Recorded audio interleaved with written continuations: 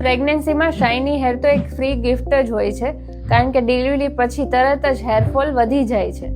તેનું કારણ એ હોય છે કે ડિલિવરી પછી તરત બોડી હોર્મોનલ શોકમાંથી પસાર થાય છે. પ્રેગ્નન્સી દરમિયાન ઇસ્ટ્રોજન હોર્મોન વધે છે અને ડિલિવરી પછી તરત લેક્ટેશન માટે પ્રોલેક્ટિન વધે છે અને ઇસ્ટ્રોજન ઘટે છે, જે હેર માટે ફ્રેન્ડલી નથી. તેની સાથે સાથે મધર પ્રેગ્નન્સી પછી સપ્લિમેન્ટ બંધ કરી દે છે, તેની ઊંઘમાં ઘટાડો થાય છે, મેન્ટલ અને ફિઝિકલ બંને સ્ટ્રેસ વધે છે, જેનાથી મેસિવ હેરફોલ સ્ટાર્ટ થઈ જાય છે. પણ ડોન્ટ વરી, આ પરમનન્ટ નથી.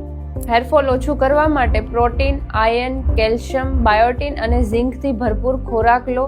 રોજ મિનિમમ 7 થી 8 કલાકની ઊંઘ પૂરી કરો અને મલ્ટીવાઇટામિનના સપ્લિમેન્ટ ચાલુ રાખો.